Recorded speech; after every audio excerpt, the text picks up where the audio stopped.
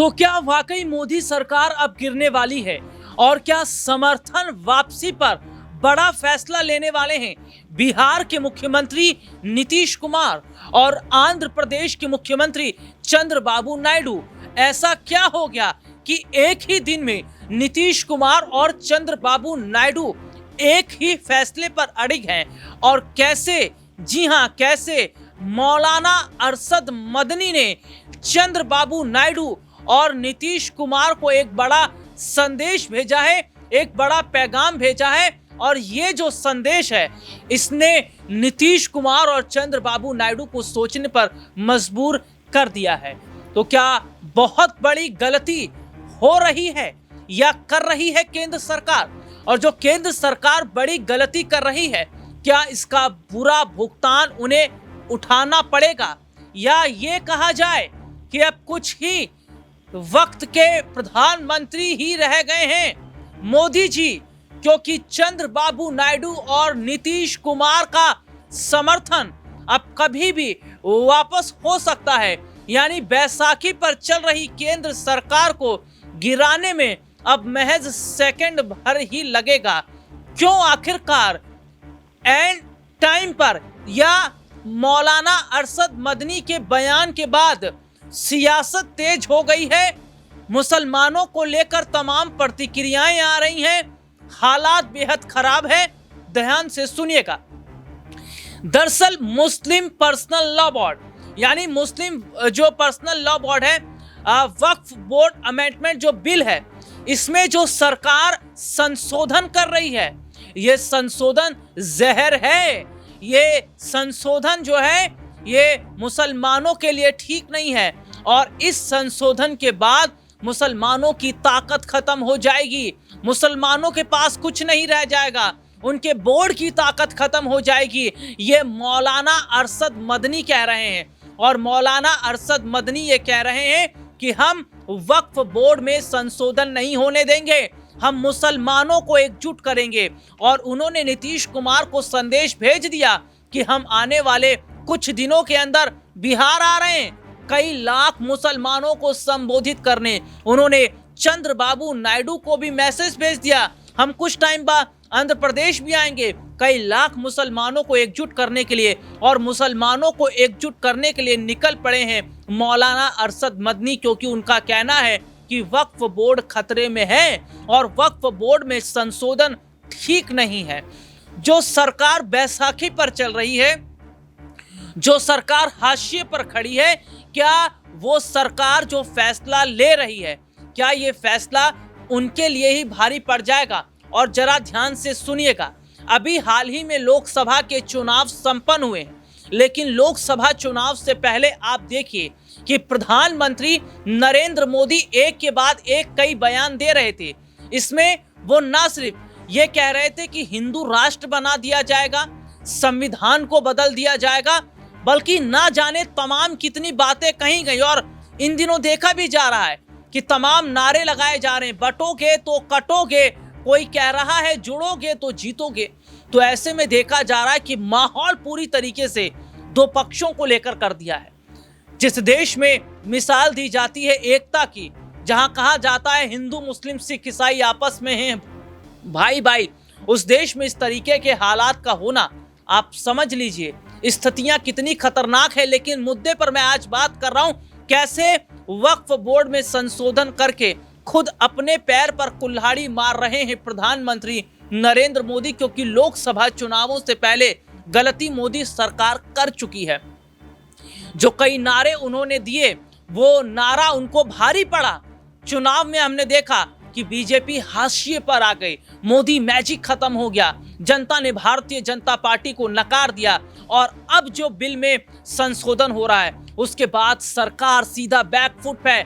या मैं अगर ये कहूं तो ये कहा जा रहा है कि सरकार 5 साल नहीं चल पाएगी, इस साल पूरा चल जाए सरकार वही बड़ी बात है। क्योंकि नीतीश कुमार और चंद्रबाबू नायडू की एक बड़ी मुलाकात हो सकती है। क्योंकि अपने दर्शकों को बता दें कि ये कहा गया मौलाना अरशद मदनी की तरफ से कि अगर देश में मुसलमानों को कुछ हुआ या मुसलमानों के साथ गलत हुआ तो उसके उतने बड़े जिम्मेदार नीतीश कुमार भी होंगे, चंद्रबाबू नायडू भी होंगे। और उन्होंने सीधे सीधे तौर पर मुसलमानों को एक रहने की बात कही है। मौलाना अरशद मदनी ने तो वहीं दूसरी तरफ हिंदुओं की तरफ से भी अगर मैं बात करूं तो हिंदू संगठन जो धर्म गुरु हैं वो धर्म गुरु अब सामने आ रहे हैं।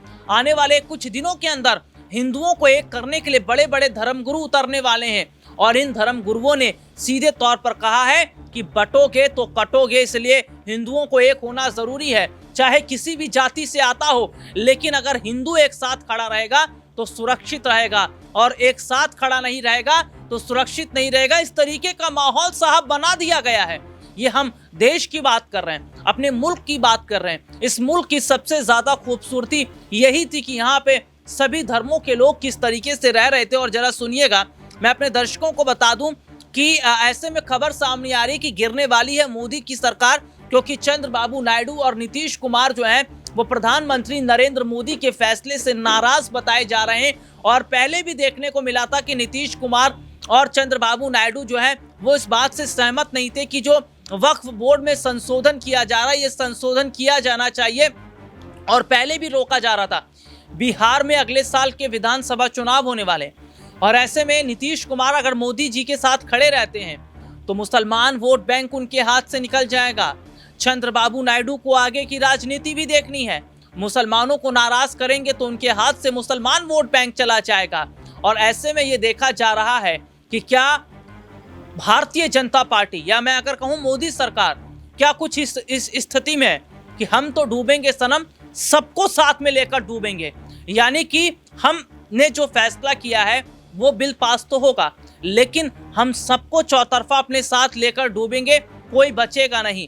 तो नीतीश कुमार प्रधानमंत्री बनने का सपना भी देख रहे हैं, बिहार में मुख्यमंत्री बनने का भी वो सपना देख रहे हैं। प्रधानमंत्री तो एक अलग बात है, लेकिन आप सुनिएगा, मैं अपने दर्शकों को थोड़ा सा यहाँ पर बता दूं कि प्रधानमंत्री मुख्यमंत्री बनने में देखिए बड़ी इसमें बात क्या देखी जा रही है कि अगर हाशिए पर जो सरकार चल रही है इस वक्त चंद्रबाबू नायडू नीतीश कुमार के समर्थन से वो सरकार गिर जाती है, मान लीजिए कल गिर जाती है, तो ऐसे में विपक्ष के तौर पर क्या नीतीश कुमार हैं जो इंडी गठबंधन को साथ लेकर चल सकें? क्योंकि पहले भी उनका सपना था प्रधानमंत्री बनने का, वो उस वक्त पूरा नहीं हो पाया, लेकिन अब पूरा होता नजर आ रहा है, क्योंकि माना जा रहा है कि नीतीश कुमार प्रधानमंत्री नरेंद्र मोदी से नाराज हैं। क्योंकि हाल ही में एनडीए की बैठक हुई, इस बैठक में नीतीश कुमार मुस्कुरा रहे थे और चिराग पासवान मौजूद नहीं थे, जीतन राम मांझी मौजूद नहीं थे।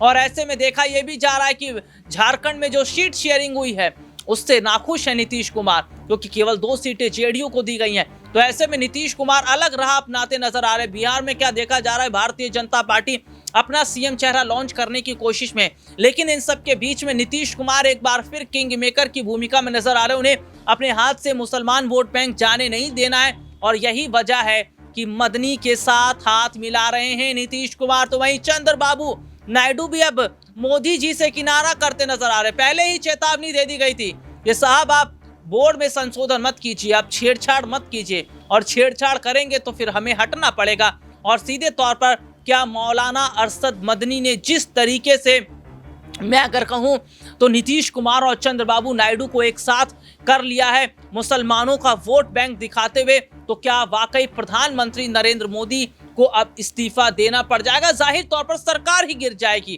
क्योंकि सरकार 2 लोगों के दम पर चल रही है, नीतीश कुमार चंद्रबाबू नायडू, और दोनों ही नाराज नजर आ रहे हैं, दोनों मदनी के साथ दिखाई दे रहे हैं। मुसलमानों का वोट बैंक जो होने चाहिए, तो क्या एक बड़ी गलती जो पीएम मोदी कर रहे हैं, इस गलती का खामियाजा अब उन्हें उठाना पड़ेगा। लेकिन देश में माहौल बिल्कुल भी ठीक नहीं चल रहा है और जिस तरीके के हालात हैं उसे देखकर ये कहा जा रहा है कि फिलहाल जिस तरीके की बयानबाजी या जिस तरीके के पोस्टर वॉर हो रहे हैं, ये जाहिर तौर पर बताता है कि किस तरीके से कहीं ना कहीं हालात अलग हो रहे हैं और सीधे तौर पर लोगों को भटकाने की कोशिश भी की जा रही है। अब वाकई ये देखना होगा कि क्या मोदी जी अब सरकार ज़्यादा समय तक चला पाएंगे या नहीं, या फिर मदनी के साथ मिलकर नीतीश कुमार और चंद्रबाबू नायडू खेला कर देंगे। आज के लिए इतना ही, आपसे फिर दोबारा मुलाकात होगी, तब तक के लिए इजाज़त दीजिए, नमस्कार।